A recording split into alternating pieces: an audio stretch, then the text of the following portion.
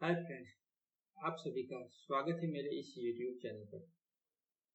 आज हम आपसे एक विश्व की सबसे सुंदर स्त्री कैसे एक व्यभिचारी स्त्री बन गई और कैसे भिक्षुक बन गई, उसकी क्या कथा है ये आपको बताने वाला है। दोस्तों, पुराने जमाने में एक वैशाली नामक राज्य हुआ करता है। उसमें एक दंपति रहते थे। उसे एक कन्या, एक आम के पेड़ के नीचे एक छोटी कन्या मिली जो बहुत ही सुंदर थी, परी जैसी सुंदर थी। जैसे जैसे वो बड़ी होती गई, ऐसे ऐसे उसकी सुंदरता भी चरम सीमा पर पहुंच गई। वैशाली राज्य का हर नागरिक उनसे विवाह करना चाहता था। उस स्त्री का नाम था आम्रपाली। क्योंकि वो पेड़ के नीचे से मिली थी, इसलिए उनके माँ बाप ने उसका नाम आम्रपाली रखा। और वैशाली राज्य का हर नागरिक उनसे विवाह करना चाहता था। अगर इसलिए बहुत सारे नागरिकों उसके माँ बाप के पास उनके विवाह के प्रस्ताव लेके जाने लगे थे। अगर उनके माँ बाप किसी एक से उसका विवाह करते तो दूसरे लोग उसे मार देते। विवाह का प्रस्ताव किसी एक का विवाह का प्रस्ताव स्वीकार करते तो दूसरे लोग उसे मार देते थे। ऐसे पूरे वैशाली राज्य में अफरा तफरी मच गई। हर कोई उससे विवाह करना चाहता है। इस समस्या के सॉल्यूशन के लिए वैशाली राज्य में एक सभा का आयोजन किया गया और उस सभा में उनके साथ किससे विवाह करना चाहिए इस पर निर्णय लेना था। लेकिन हर कोई उससे विवाह करना चाहता था, जिससे उसका कोई निर्णय नहीं ले जा सका। तो अंत में सभा में उस स्त्री को नगर वधु बनने का निर्णय लिया गया। मतलब राज्य का हर कोई व्यक्ति उसके साथ संबंध बना सकता है। और वैशाली राज्य में कोई अफरा तफरी और खून की नदियां को रोकने के लिए आम्रपाली ने इस निर्णय को स्वीकार कर लिया और वो नगर वधु बन गई। वो वैशाली राज्य के सभी राजकुमार, बड़े बड़े राजा व्यापारियों का मनोरंजन करती थी। उस समय भगवान बुद्ध के कुछ भिक्षुक उनके राज्य में भिक्षा लेने के लिए भ्रमण कर रहे थे। तभी आम्रपाली की नजर एक भिक्षुक पर पड़ी।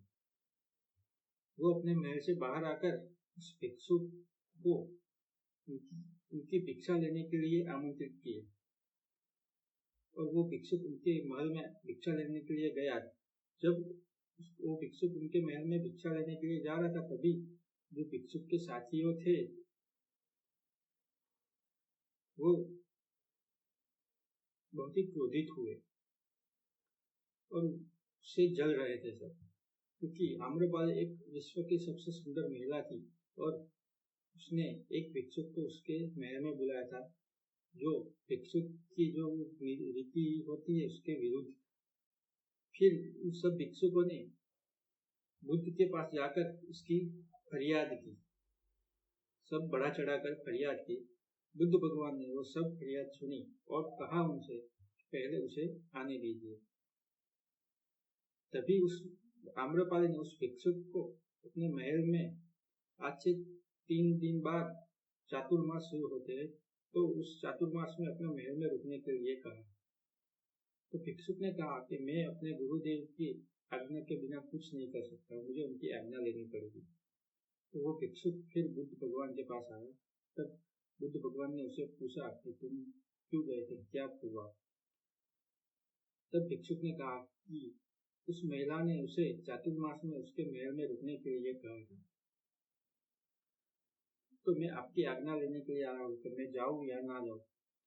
तब बुद्ध भगवान ने उसकी आंखों में देखा और उसे कहा कि तुम जाओ, रहो चातुर्मास उसके महल में। ये सुनकर दूसरे सभी भिक्षुक बहुत ही क्रोधित हुए और अंदर ही अंदर जल रहे थे।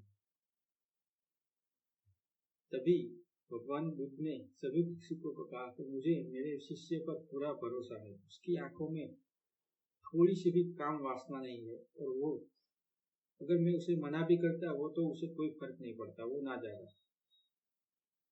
फिर जब वो भिक्षु 3 दिन बाद जब चातुर्मास शुरू होने वाले थे तब आम्रपाली के महल में गया, तो पूरे 4 मास आम्रपाली के महल में रहा। जब 4 मास खत्म हुए तो वो वापस बुद्ध भगवान के पास आया और पीछे पीछे आम्रपाली भी भिक्षु का वेश लिए हुए आ रही थी। तब आम्रपाली ने आकर भगवान बुद्ध से कहा, इन 4 महीनों में मैंने बहुत बार आपके शिष्य को मेरी तरफ आकर्षित करने के बहुत प्रयास किए, लेकिन उनका मन अड़ग ही रहा, वो बिल्कुल ही नहीं मेरी ओर आकर्षित हुए। तो जो आपके चरण में जो सुख है, जो मोक्ष की प्राप्ति हो सकती है, वो कहीं और नहीं मिल सकती। उसका भी उन्हें उस आम्रपाली को ज्ञान हो गया और वो तभी से एक भिक्षुकणी बन गई। तो ये एक कथा है विश्व की सबसे सुंदर स्त्री की, जो वो कैसे एक नगर वधू बन गई और फिर कैसे एक भिक्षुक बन गई भगवान बुद्ध के प्रभाव से। दोस्तों, अगर आपको मेरा ये वीडियो पसंद आया है तो उसे लाइक, शेयर और सब्सक्राइब कीजिए। धन्यवाद।